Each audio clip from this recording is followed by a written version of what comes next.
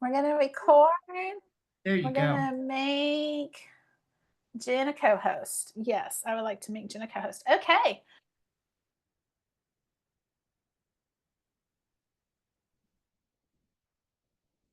Webinar. All right. I'm going. There you go. You're back. She's not back. You're sort of back?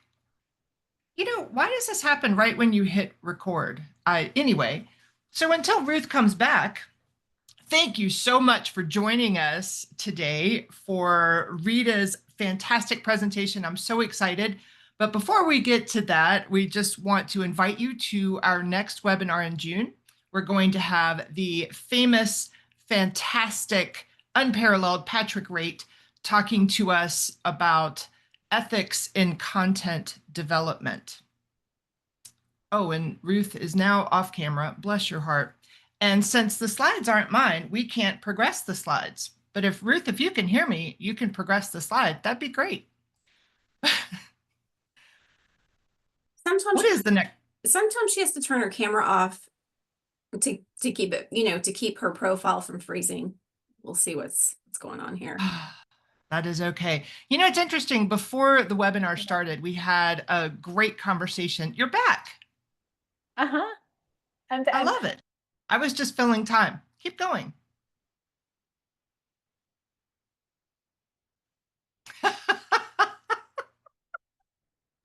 I'm going to tell her to turn her camera off. Yeah. I don't think. Because that does help. So Rita is an Amazon best-selling author of 2 books on mindset and culture. She's has done Forbes, MSNBC, and podcasts worldwide. They feature her as a culture and change management expert. She owns Ignite Your Extraordinary, a multi-award-winning company. She holds an advanced degree in organizational psychology from Clemson University. She's also my friend, and I am so excited that she's here with us talking about feedback. So, Rita, I am just going to let you take it away. Hi, everyone. Thanks for inviting me. I hope I got that hype introduction at your last meeting because Jen, you just really nailed that. Like every speaker wants to be introduced that way. So well done, well done. We're going to talk about feedback, and I'm going to invite you. I know a lot of people are off camera because it's your lunch hour. But we have these wonderful reactions down here. And at the bottom of the screen, if you go down and you can click that up arrow and you can see different reactions that you can choose. So if you, there go the hearts. Mike just did the hearts. If somebody says, "Can I give you some feedback?" and your automatic response is joy, give me some hearts or give me some thumbs up.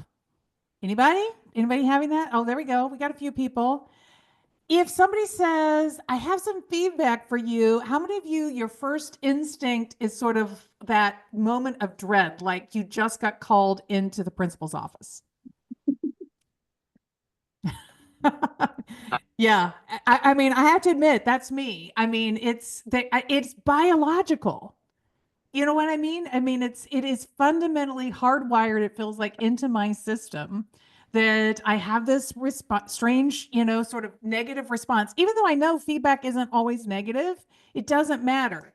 It's sort of, some people call that like a trauma response, but, it's the same thing as as soon as you see the police lights in your rear view mirror, does your heart start pounding and thumping and you're just like, oh my God, are they coming for me?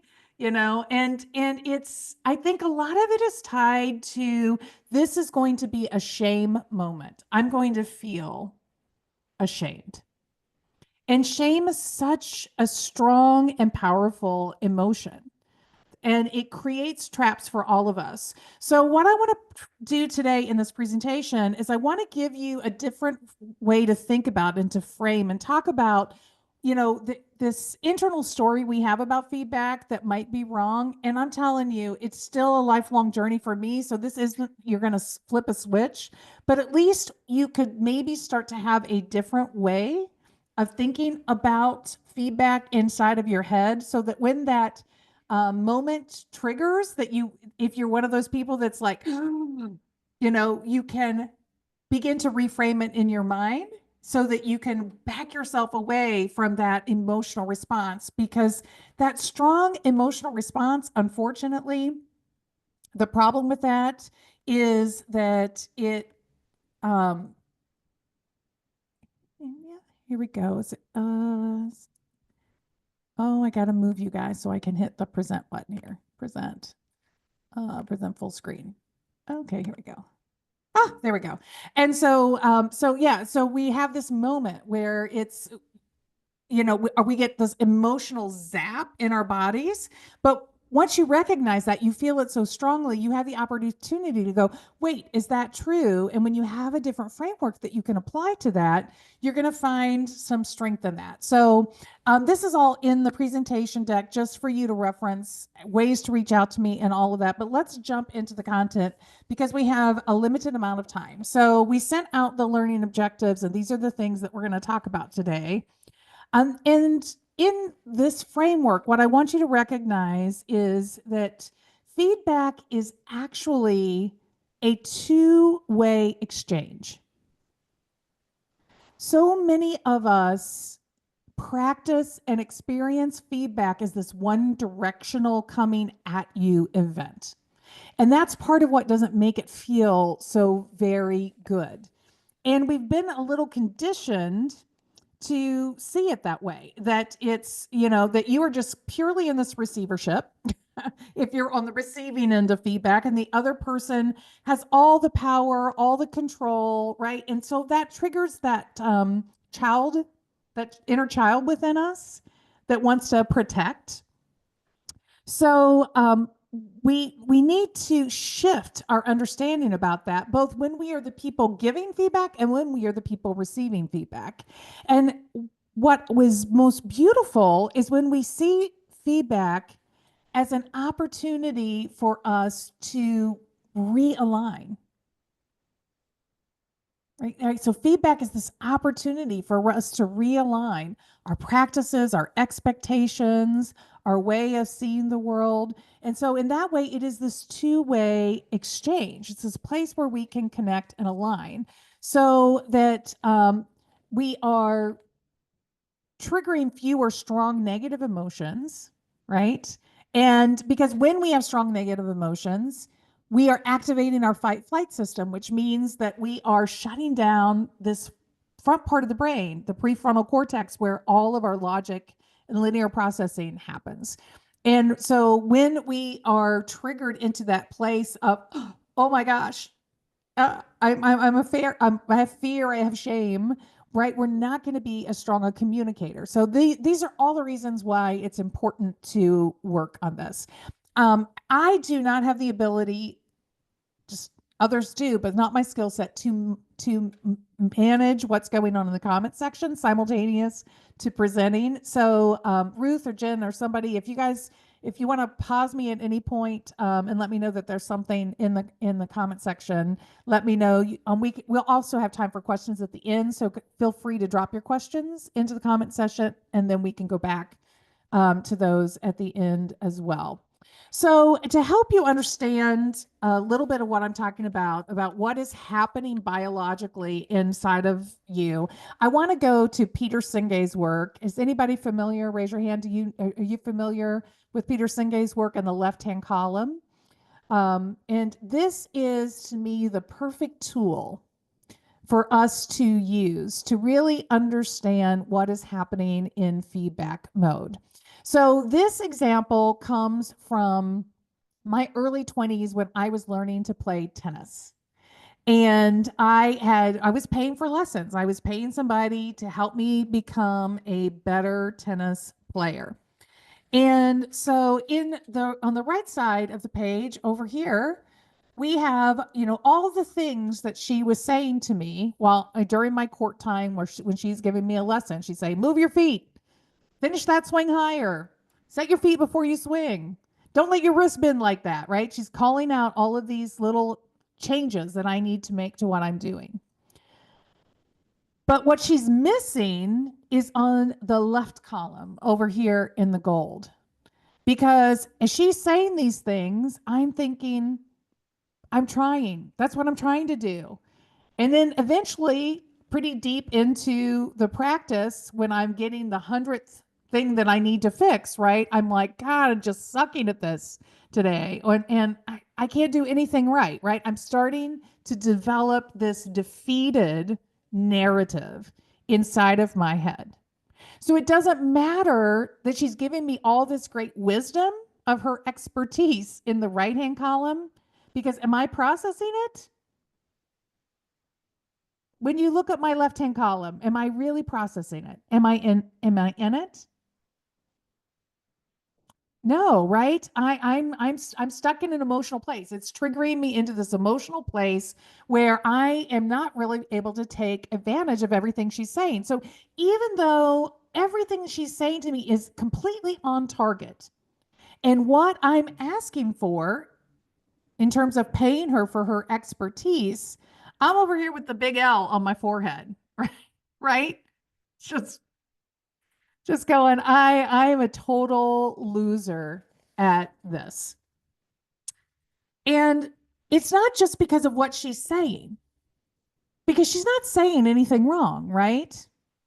It's because inside of me, I'm beating myself up. It's not bad feedback that I'm receiving, it's bad processing of the information that I'm receiving.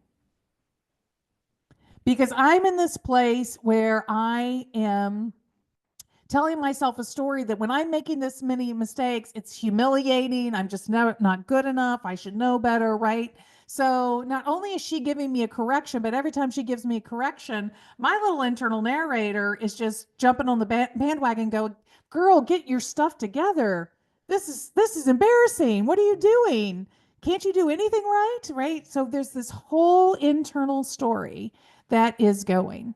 And it's based, as much as I want to learn, right? As much as I want to learn to be a better tennis player, I want to master these skills. My intention is there. My ego gets in the way of my ability to stay in that learning mode.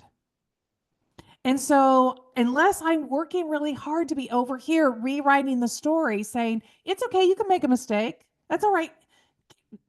Figuring out what your errors are is where the growth is. Figure out what that error is, then you can focus on it and fix it, right? Learning is valuable. It's always valuable to learn something new. But who else? Don't leave me hanging here. Who else finds themselves over here, again, like struggling with all the negative, and instead of being in this framework of, it's okay, I'm allowed to learn, I'm allowed to make mistakes, mistakes are good. Yeah, right? It is just part of our human nature. We all are in this place. So for this to be a two-way dialogue, we need to be really connecting with one another. And so we have to maintain awareness of where each other are in the process. And so it's not only about what we're saying and what we're delivering, but we also, to be a good communicator, have to be mindful of the other person and where they are and what they need. And this is true in all communication. All kinds of miscommunication. It doesn't have to be a feedback setting for this miscommunication to happen. So we might be aligned, right? We're here to improve Rita's skills at tennis, right? She's the expert. I'm the learner. We're aligned on, like, we have this aligned purpose that we have together. But it starts to fall apart because I'm not just there to improve. My ego needs to know I'm making progress. I can't be, and you guys know this, you're learning professionals. I can't be in continuous learning mode where I don't also know when I'm getting better. So if in this instance, my lovely tennis expert, She's given herself a role, and her role is to give me corrections so that I can improve my play. But she's not understanding my emotional and human needs in this moment, and she's not serving those needs. So it very much feels like she's the sender and I'm the receiver. And it's very hard for it to be this two-way exchange because I'm over here dying for her to just say, "Ooh, you did it. There it was. Do that again. That's a really good one. See if you can do that again," right? I'm just dying to receive something like that that gives me a little hope and promise, and I'm not hearing any of that. And so because I'm not hearing any of that, I'm over here in this, stuck in this place where I'm not going to get any better. I mean, once you get to this place where you're just feeling defeated, all the learning opportunity shuts down. And that's what we miss so much in feedback. Go ahead, Ruth. Mike added in chat, moving to the rewrite has to start with self-doubt, right? Yes, yes, yes. You know, it's we all, and come to the podcast. Ruth comes to the podcast all the time. I have a podcast called The Story I'm Telling Myself. And it's all about this because the skill is so important. Our internal narrator is not always a reliable narrator.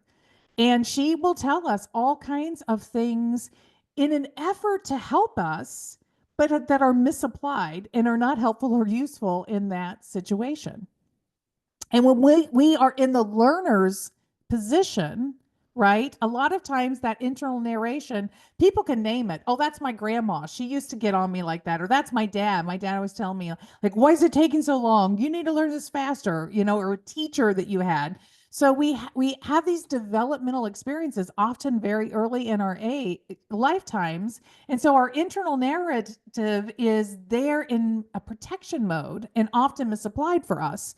So yes, we have to start by really questioning, is that true in this moment, or what else could be true in this moment, and stepping away from that conversation. So if we don't want to be in this situation, right, where we're given great on target information, but the other person's not receiving most of it because they're over here in the loser despair moment, what can we do? How can we make it different?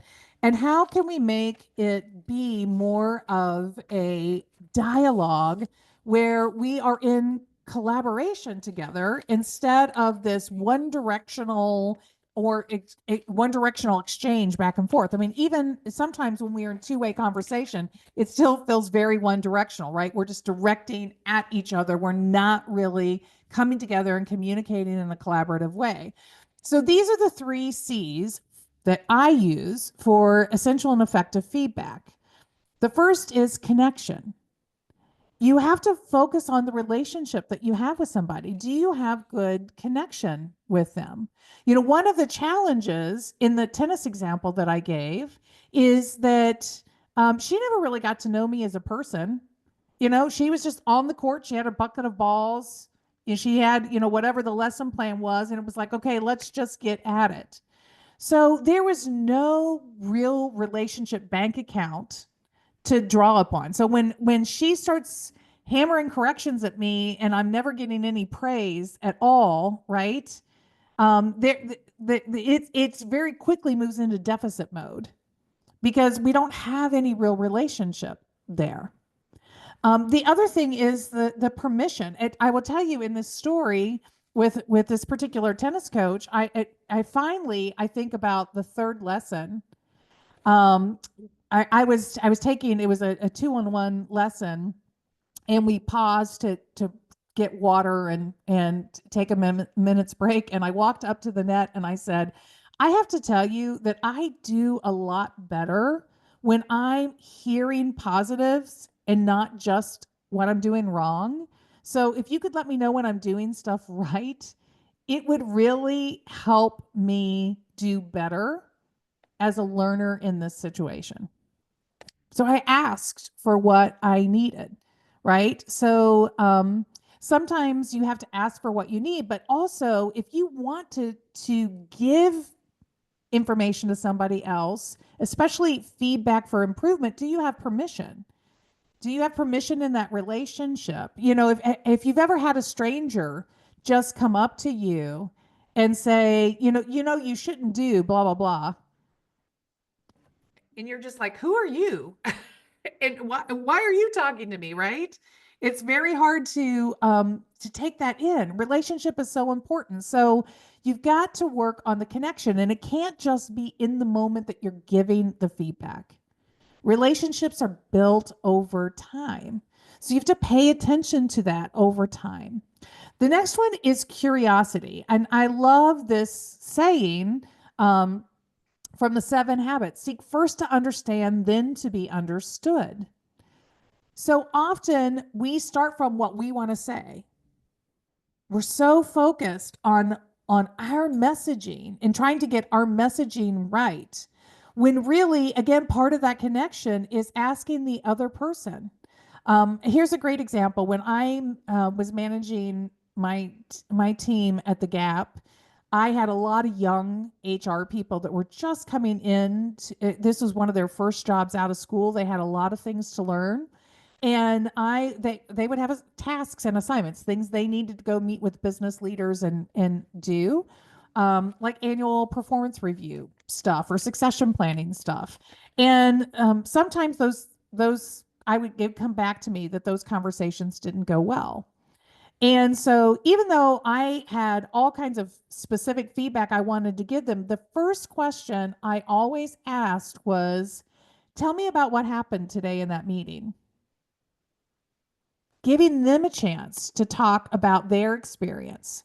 Then I could follow up and say, well, how did you feel about that? What did you feel good about? What would you like a do-over on? And how were you thinking? How did you prep for that? Right? So by the time we get to any feedback that I have to give, that person has already generated a lot of the learning from within themselves. I just had to ask the smart questions that helped them deconstruct the experience and find the learning moments themselves.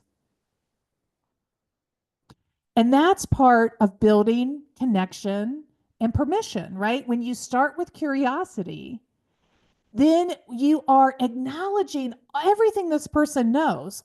You're acknowledging their wisdom, their experience. You're giving them a chance. You're just creating the space for them to slow down and learn about the moment. And a lot of that learning already, trust them, that it resides there.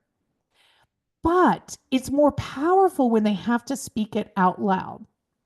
It's more powerful for them to speak it out loud than it is for them to just think about it or for you to tell them. It will always be more powerful for somebody else to arrive at that learning from within themselves. So our jobs in feedback is not to message at people. It's to ask better questions, to get curious in smarter ways that elicit that learning to happen from within. And then finally, the communication, making sure that you are leading with intent and inviting collaboration. And I'm going to break this down in a moment and give you more skills with this. But you have to think about, what's my intention here? What is the longer term outcome? Before you start any conversation, what step out of this moment of sharing feedback and ask yourself, if you walk down the road in the next week, 2 weeks, 3 weeks, what's going to be different because of this conversation? And then ask yourself, so what does this conversation need to be about that would allow that thing to happen? You got to play the longer chess game here. You got to really understand, if your job is to king the people that work for you, right? You're trying to king those people, then how are you helping them navigate the world, move through the chess moves that are going to get them to the kinging position? That's a more powerful intention to work from. And what you are signaling when you communicate from that space is that you're offering support and collaboration. So let's walk through. Oh, wait, before we get that. So this will be helpful. Actions that often masquerade as feedback. Um, the truth is that we've all had these experiences. And in some ways, because negative experience sit in our soul in a heavier way, we, whether we want to or not, we sort of these get embedded into our thinking about what feedback is or what it looks like. So how many of you have had someone speak to you to express their negative thoughts and feelings? So their feedback is, why would you do that? That was so wrong. Anybody had somebody say, I need to give you some feedback, and then just start telling you all your wrongs? Anybody have that experience? I see some thumbs up here. Yeah. How about somebody is speaking to you to make you feel embarrassed, bad, or inadequate? I got to tell you, I cannot believe that you did that. I'm really disappointed. Anybody receive that version of feedback? That's not really feedback. It's definitely not two-way, right? Or how about using their words as a power or flexing of their authority or superiority? So, because I'm the expert, because I know you need to listen to me. Here's what you're doing wrong, and here's how it's going to get better. Anybody have that one? What's common in all of these actions that masquerade as feedback but aren't really feedback is this idea that what is centered in this moment is what that person wants to say. It's all about them. It's not about you. It's all about them. And in fact, it's not feedback. It's a version of berating when it comes in this guise. But it's cloaked up. It's the wolf in sheep clothing, right? It's masqueraded as feedback, but it is not really feedback, because feedback should promote growth. It should promote connection. It should promote positive movement forward. These things just promote fear and embarrassment.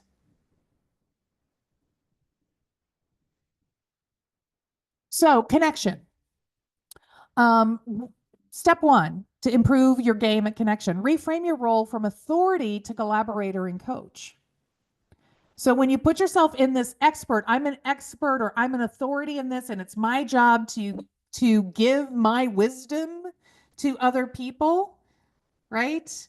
You have the opportunity to say, no, wait a minute, is that really my role? Or if imparting my wisdom is part of my role, how can I do that as a collaborator and a coach? And we talked about the skill for this, right? The skill is seek first to understand. It's asking those questions. It's leading with curiosity. And one of the things that can help you back down from your negative emotion, because a lot of times, here's a simple story from my experience. I had a seasoned HR leader at my last corporation, and we were doing we were doing assessments for succession planning, where you I don't know if you guys have a process like this where you work, but where you assess performance and potential in people and sort of identify who are the high flyers in the organization and who belongs on the succession chart. And his client group within our team, it was the finance organization. And the CFO, he just wanted to give everybody a 2% raise every year. Like, he did not like differentiating performance. He didn't like identifying high flyers. Like, he was anti this whole HR process. And he was very clear about this. So this was a tough assignment. But I had a seasoned person in there. So I sent him in to do the meeting, and it came back to me that everybody got the basic 2% raise. And, most of the work didn't happen that should have happened in this meeting when we gathered all of his leaders together. And what I wanted to do in that moment was walk up to him and say, what the hell were you thinking? Like, it is so hard to get all these people into Louisville at one time. We had this one opportunity. We're not going to have this opportunity again. Like, what is wrong with you? There's a part of me that just wanted to rattle his cage. But what was that going to get me? It was a cathartic release of my anger, but it wasn't going to get me much more than that. And what's that going to do for me in the long term? So I'm going to make him feel bad, but so, you know, in that moment, but what does that really get me?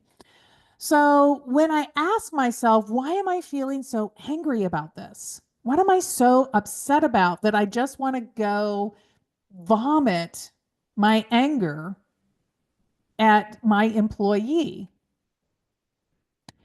The answer that I got was, well, I care deeply about making sure that the employees in the finance organization are given the opportunity to be seen for their unique contributions and not just sort of lumped all together in mass. Right? There are people there that are standing out and they're not getting seen. They're not getting the treatment that we want them to have. They're not getting the signals that we've built into our HR systems that allow them to know they matter. They're important here. We're investing in them. Like, we missed all of those opportunities. And that's worth fighting for to me. It's worth fighting for those people that I think deserve that. And so then I was able to go have a conversation with him that say, I think it's worth fighting for this. Do you think it's worth fighting for this? Like, what we do, you know, why do you think it's important that we do this in this organization? Or is it not? Convince me that it's not. And so we could have a very different conversation about that and then talk about, so what's it going to take to get the CFO in line? What help do we need to ask for? How are we going to try to navigate this in a different way? So when you find yourself wanting to go have a conversation with someone and you're sitting in any kind of negative emotion, do this check. What am I caring so deeply about that I fill it in, frustrated, angry, disappointed, whatever the word is. And when you uncover what that caring is about, now you can go ask some questions and get curious about, are we aligned? Are we connected around this thing? Do you care about the same thing I care about? And when you can start from aligning around that, everything else is going to feel better and be easier. So with curiosity, you've got to make sure that you're thinking about the other person's needs, not just what you want to say, but them as the receiver on the other side of this. What is the experience you're creating for them? What do they need? And think about their left-hand column. Like, what thoughts are they going to be having? Imagine yourself, what you're going to say. Like, actually fill out the worksheet. What are you going to say? And what is that going to experience is that going to create? What's the story they might tell themselves when they hear that? And how can I say, you want to control that internal narrative. Because once you start signaling this, you're going to lose this. Right? So you've got to take responsibility for the listener in as much as you take responsibility for yourself. And again, leaning into those questions, making sure that you are, once you know what kind of purpose you want to align around, now you can ask the questions, right? You can use your curiosity there and you can find commonality. Great. I'm so glad. Okay. I feel like we are really aligned on this. But obviously what happened today didn't get us to this. Tell me about what your experience, what got in the way?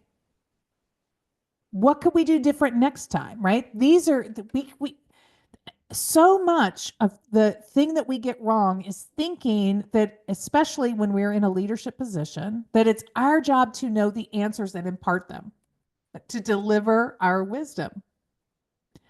But the best wisdom usually sits with the people that are closest to what just happened in the experience. But if we don't create a psychologically safe workplace, we're not going to make it possible for people to trust us enough to speak honestly about their experience, about what's getting in the way, about what help that they need. Good leadership creates safe spaces for those conversations to happen. So in your mind, I hope you're getting the idea. We're replacing feedback with alignment. We don't need to have feedback conversations. We need to have alignment and realignment conversations. Feedback is just a piece of what happens in an alignment conversation. And it happens pretty late in the game. Because again, if we're creating the right space where this is coming from the other person in the conversation with us, we have a lot less telling to do. And they're going to have a lot more ownership for it. So ask yourself these questions about how you're communicating. What action are you looking for? Are you looking for compliance from this person? Are you looking for commitment? Because sometimes the truth is, you're in a situation, a condition where you need immediate action. There's no time for a slow conversation or anything. And what you need is compliance. I need you to do this right now. I need you to do this way. I need you to know that's wrong. You got to stop that, right? So compliance, there is a place for that, but be intentional about it. Don't be lazy and allow that to be your default.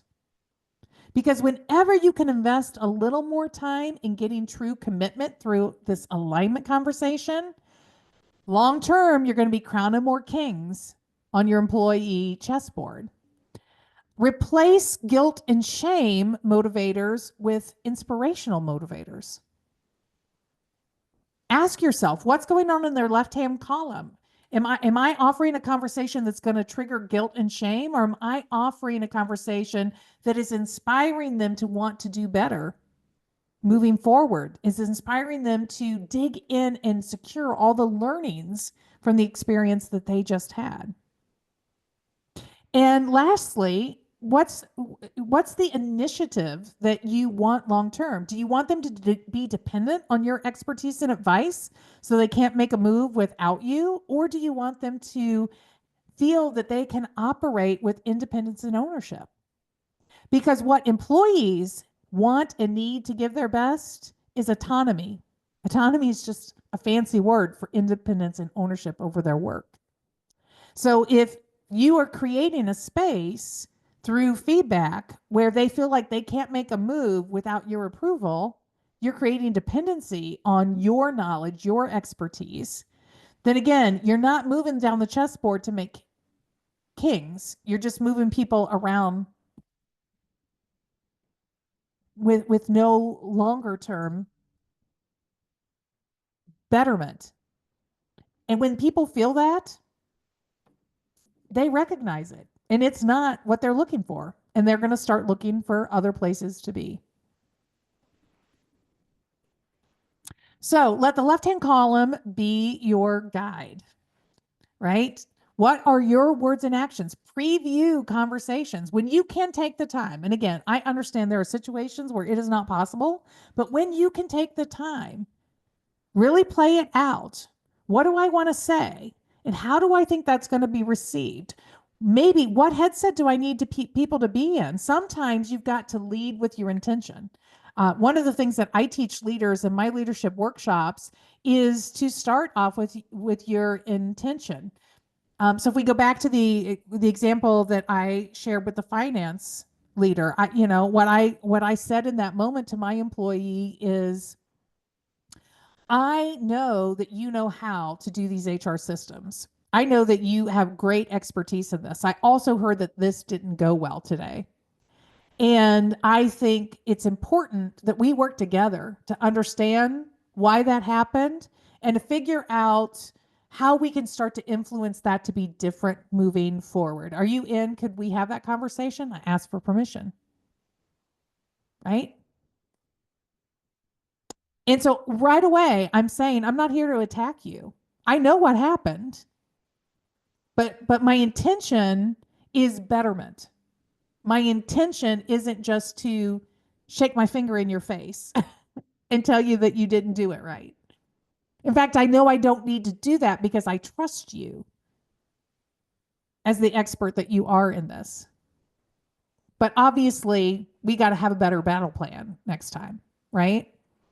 So why did I do that? Because I didn't want to trigger defensiveness. I thought about what's he going to hear? And if right out of the gate I said, look, I heard everything didn't go well today, we got to talk about it. Then if he's all in his head going, oh man, I let her down. Oh, I should have done better. Oh, right. He's already in this spot. I've already lost him.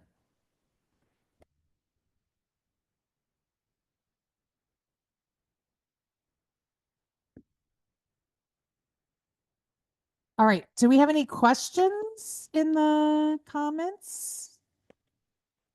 There are no questions in the comments, but I bet people may have a question. Does anybody? Patrick said that what you just said hit home, and it definitely does. Absolutely. But you guys can unmute yourself and ask a question, or you can put something in the comments if you want. Yeah, I'm going to stop the share so we can all see each other and I can see the comments.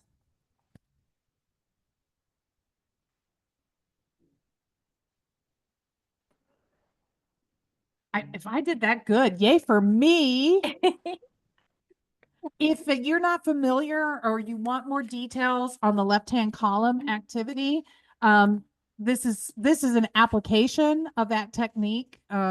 It can be used in a lot of different ways. It's Peter Senge, Senge, The Fifth Discipline is the book. It's from the 90s, I want to say. It's an oldie but a goodie. I mean, there are some classics. I love my classics, and it's a good one. But you can also like just Google it, and you can find all kinds of things to help guide you with the left-hand column. Jennifer added. Oh, go ahead. Jennifer added in the comments that it was a great insight, and Jen said that she likes this as a guide to improve communication surrounding difficult topics as a whole. Yes, yes. I think it is a much, again, my school of thinking is let's step back from the word feedback a little bit, because for so many people it's a triggering kind of word, or let's reclaim it and rename it in a different way. And so what I'm teaching when I'm working with supervisors and managers is I'm teaching alignment conversations. Let's have alignment conversations as the framework to do that. Oh yeah, feed forward is a good one too.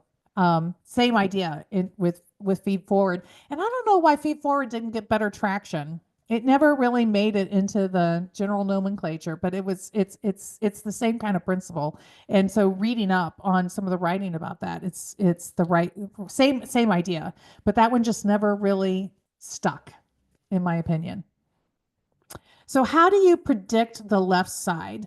What I would say is one, based on your experience with this person, like if this is somebody that you've worked with for a while, you probably have a pretty good understanding of what shuts them down and what lights them up. And so you can use some of that. But honestly, most of the time, our own experiences really help us with that. So just saying to yourself, if somebody said this to me, what would that make me feel? What might that make me think? Would I want to lean in harder, or would I feel myself sort of like retracting a little bit? You're looking for the lean in moments.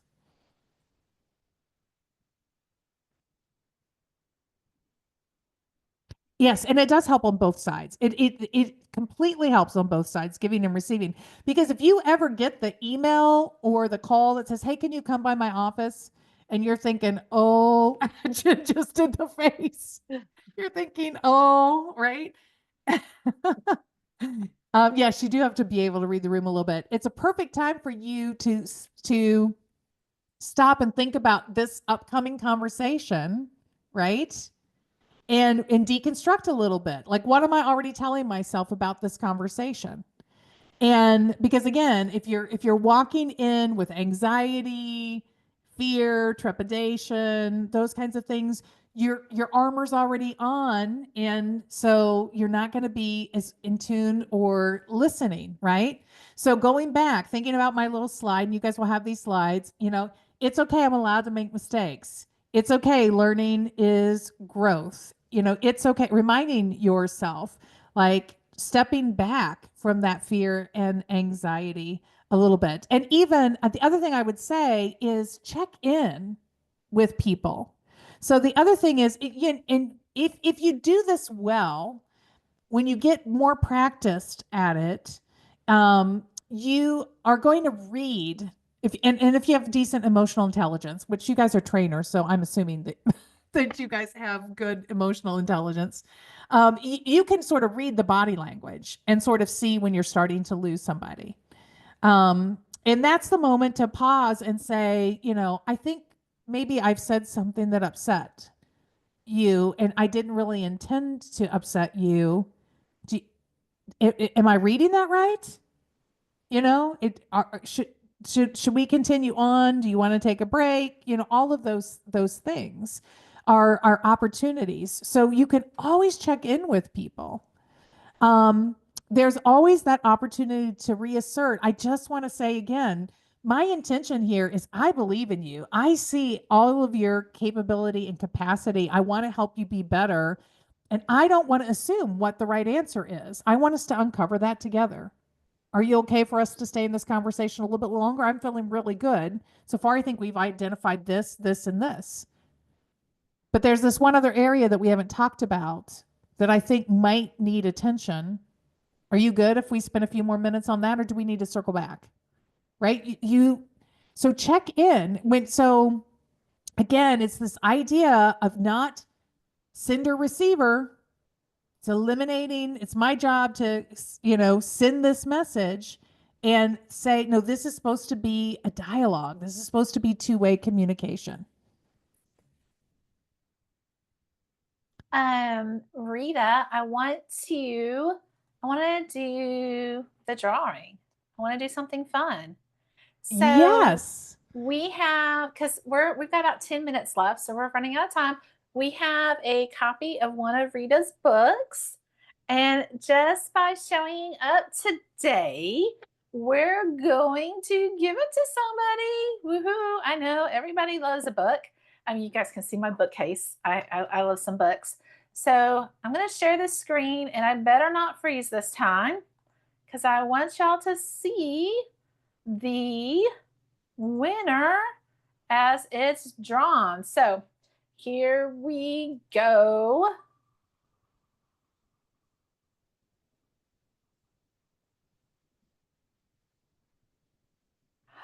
Teresa, congratulations. Yay. Congratulations, Teresa. Yeah, absolutely. Teresa, I'm going to message you in just a second. So congratulations. All right. I'm going to share. You were one person away from getting big brownie points, Ruthie. Just want to let you know. I'm going to share my screen one more moment because I have a little gift for everybody too. It's kind of get this to move. Okay, here we go. So if you scan this QR code, we're going to do an exchange. So I'm interested in hearing your feedback about today's workshop. So I would like to know what I can do as a speaker to improve, what landed for you. So if you scan this QR code or you go to this website, talk.ac/Rita Ernst, and you put in the word coach, it's going to take you to a few questions to give me some feedback about the presentation. As a thank you gift to you for giving me that feedback, I'm offering you a free 30-minute power coaching session. So you have 30 minutes with me on a virtual call, and whatever problem that you want to bring or situation that you want to bring in 30 minutes, we will talk it through and try to give you an action plan to move forward from that moment. And Ruth has been one of my test subjects as I've been working to hone and perfect this power coaching process. So you can hit her up offline. I won't put her on the spot here, but you can hit her up offline and she can tell you if she thinks it's worth it or not. But I'm pretty certain she's going to give it a glowing review. So it's just my 100%. 100%. so no obligation to take me up on that, but just as my thank you gift to you, I'm happy to do that. All right, Rita and Teresa, I sent you a PM. I need your mailing address, so please get that to me, or I will add your book to my bookcase, and we don't want that to happen. There's also, if you guys want your own copy of Rita's book, we got this off of Amazon. And it's just amazing. She has more than one. So go and check her out. Make sure you follow her on LinkedIn and do her little QR code thingy. Her coaching sessions are invaluable. I've spent 30 minutes with her and I was like, wow, it was just really, really amazing. So definitely take her up on that. Make sure you come back for us next month when Patrick is going to be talking to us about ethics and ethical stuff. So that will be good. Thank you, Rita. Just thank you so much. It was so great. That's all I got. Jen, am I missing anything? No, I really got a lot out of that. I'm actually going to go back and rewatch it. We're going to post it on the website. And with that, thank you so much, Rita, and everybody take care. We'll see you soon. Thank you guys. Bye. Thanks, everyone. Bye.